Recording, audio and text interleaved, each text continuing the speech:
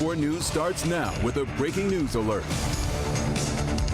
And we have just confirmed with police 2 persons of interest are arrested in the shooting that took the lives of 2 people at a Detroit park. It was 5 days ago. 4-year-old Samir Grubbs and 18-year-old Davion Shamilison Bay were shot and killed at Skinner Park. Now, there's no word on any charges yet, but we are working to get more information from police, and we will have an update for you during Local 4 News at 5. Again, breaking news on that story.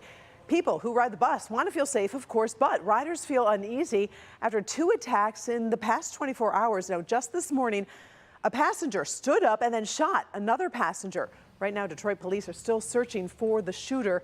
This happened along 8 Mile near Sherwood Avenue just before 7:30 this morning, and that is where we find our Lauren Kostick. Lauren, any new updates from police this afternoon? Yes, Karen, actually, we just got photos from police of this suspect we are talking about. Those photos taken off of security camera on the bus, and we're going to get right to those. You can see him there in the white T-shirt, black hat. Again, we just got these photos. Police say he is the man accused of shooting a passenger this morning on a DDOT bus. Apparently, he just got up, walked over to the victim and shot him once in the chest. That victim is a 26-year-old man that is expected to recover. As for the suspect, police say he took off running westbound down 8 Mile before hopping in a stranger's car and being dropped off a few miles away. Take a listen. He ran back down westbound 8 Mile and then crossed behind me. Was attempted twice to get picked up by someone. The second individual picked him up, took him to the area of Mound and Davison where he got out. Don't know what started it. It does not look like there was any kind of physical altercation. He stood up and fired one time, striking our victim. And this is the second violent incident on a DDOT bus within the last 24 hours. The other happening near 7 Mile and Gratiot last night. That is where police say a bus driver on that DDOT bus stabbed a passenger. So we are looking into both of these incidents tonight, seeing what police are doing, responding to these violent incidents, and also what DDOT is saying about all this. So we're going to have those answers tonight at 5. For now, reporting live in Detroit, Lauren Kostick, Local 4. Frightening, frightening. All right, Lauren, we'll check back with you a little bit later and see what other information you get. Now, to another story that many people are talking about this afternoon. Brian Coberger admits to killing 4 college students back in 2022. You can see the victims' family members walking into the Idaho courthouse today, where within the past 2 hours, Coberger agreed to a plea deal that would take the death penalty off the table. In taking this deal, he admits to the murders of Madison Mogen, Kaylee Consalves, and Zana Kernodle, and Ethan Chapin. I want you to take a listen. Let me ask you, did you, on November 13th, 2022, enter the residence at 1122 King Road in Moscow, Idaho, with the intent to commit the felony crime of murder? Yes. This surprise plea deal comes a month before Coberger's trial was scheduled. After accepting that new plea deal, the judge said he will allow the families of the victims to speak at a sentencing hearing on July 23rd. Sha Digga Combs could get out of jail as soon as today after a split verdict in his trial. Jurors convicted Combs of transportation to engage in prostitution, but acquitted him of sex trafficking and racketeering. A live look outside the courthouse this afternoon, where in less than 60 minutes, a judge will decide whether or not to release Combs while he awaits sentencing. His lawyers are asking for a $1 million bond. We will keep you updated as soon as the judge makes that decision. Again, a developing story this afternoon. Let's turn our attention outside. Nothing's happening right now, but some rain could be on the way tonight for parts of Metro Detroit. So we're going to bring in forewarned meteorologist Brett Collar with what to expect. It is gorgeous right now. Yeah, most of us are sitting pretty at this hour, but we are keeping a close eye on Exact Track 40 radar, as there are hints that a couple of showers are trying to bubble up. So far, most of the activity's been to our north, but in parts of Livingston County, we've been seeing a couple of weaker cells tried to develop. We'll put the loop on here, and you can see what I'm talking about, how a shower tried to develop near Howell.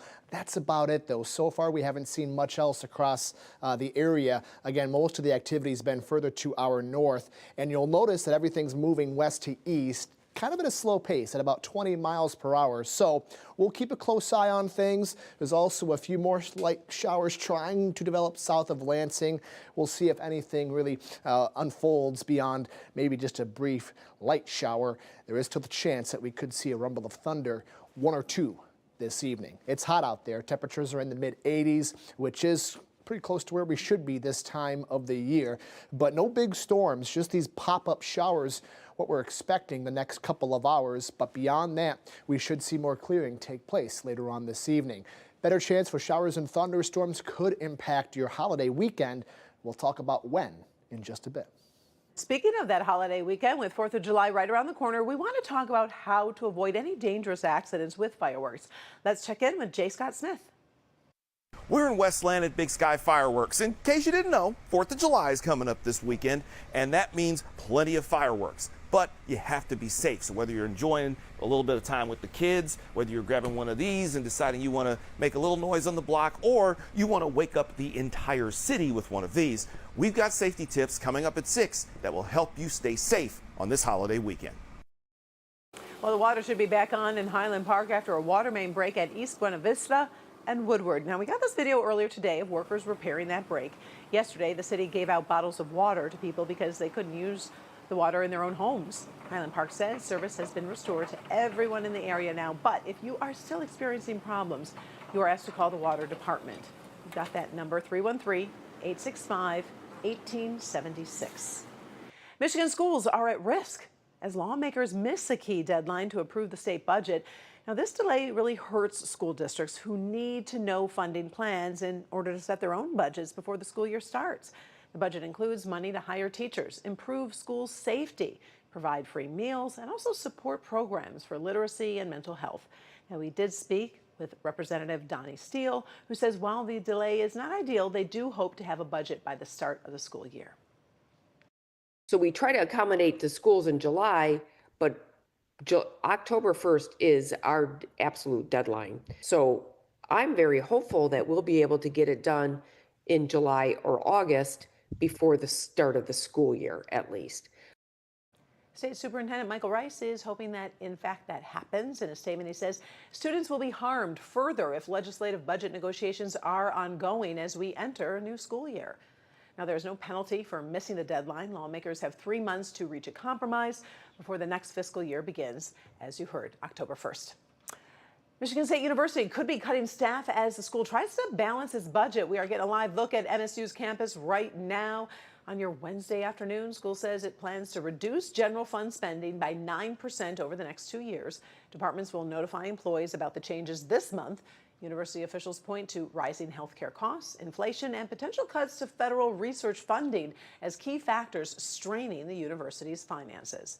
Meantime, the House still considering President Trump's big, beautiful bill.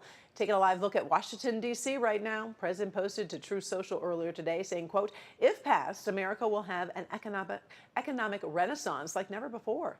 The bill contains roughly $150 billion in new funding for the president's immigration policies. However, this will cost about $3.3 trillion to the national deficit over a decade, according to that nonpartisan Congressional Budget Office. Over on clickondetroit.com, you can read more about how the spending bill will affect you and your family.